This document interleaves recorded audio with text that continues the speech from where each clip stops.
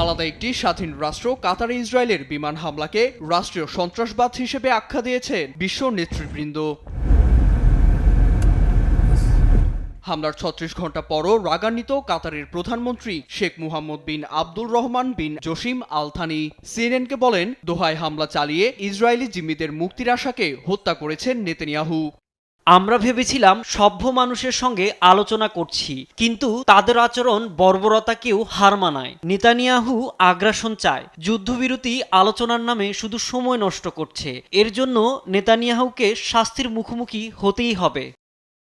তেল আবিবের বর্বরতার জবাবে মুসলিম বিশ্ব সম্মিলিত ও জোরদার প্রতিক্রিয়া জানাবে বলে হুঁশিয়ারি দেন আল থানি। সেই লক্ষ্যে কাতারে আরব সম্মেলনের প্রস্তুতি চলছে বলেও জানান তিনি।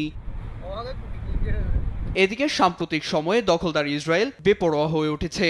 ৭২ ঘণ্টার ব্যবধানে মধ্যপ্রাচ্য সহ উত্তর আমেরিকার মোট ৬ দেশে হামলা চালিয়েছে। হামাস নেতাদের বহিষ্কার না করলে কাতারে আবারও হামলা চালানোর হুমকিও দিয়েছে নেতানিয়াহু।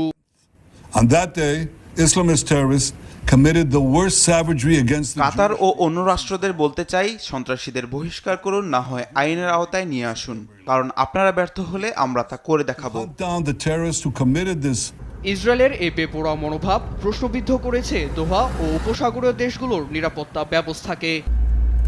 অন্যদিকে ওয়াশিংটন তেল আবিবের ঘনিষ্ঠ মিত্র হলেও নেতানিয়াহুর এসব একরোখা সিদ্ধান্তে হতাশা প্রকাশ করেছেন মার্কিন প্রেসিডেন্ট ডোনাল্ড ট্রাম্প। মার্কিন সংবাদ মাধ্যম দ্য ওয়াল স্ট্রিট জার্নালের প্রতিবেদনে এসেছে, ফোন আলাপে নেতানিয়াহুর উপর রাগ ঝেড়েছেন ট্রাম্প।